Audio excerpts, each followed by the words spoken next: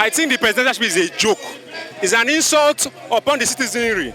Nothing said in that speech reflected on the reason why we are protesting. There was nothing said about insecurity. There was nothing said about inflation. There was nothing said about unemployment and the cost of living. Nothing said about cost of governance that is incredibly high.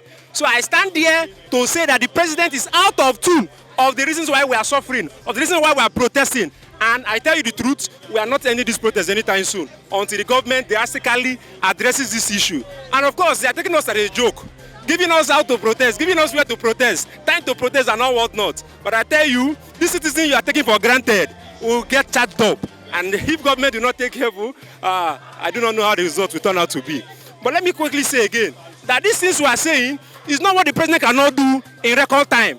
This is not what the president cannot do in less than 2 days. What is there in cutting the cost of governance? What is there in enacting policy, in reducing even this fuel price for the minimum time?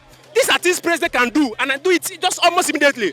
But waiting for the lives to be lost, waiting for that to be, for the situation to escalate, man, just to tell you how the government is.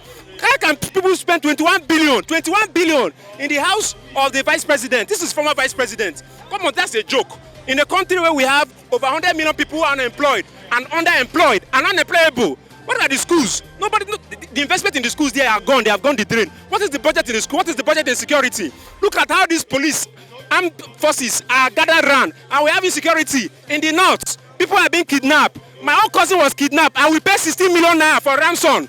You can imagine it. And we have security operation around here protecting nobody. Nobody.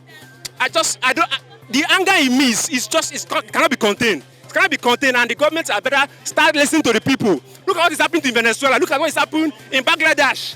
The people you are taking for granted are getting angry as the day is going by. The government had the opportunity to address this issue, and they are not saying anything about it. Let the people not begin to react in a way government will not want.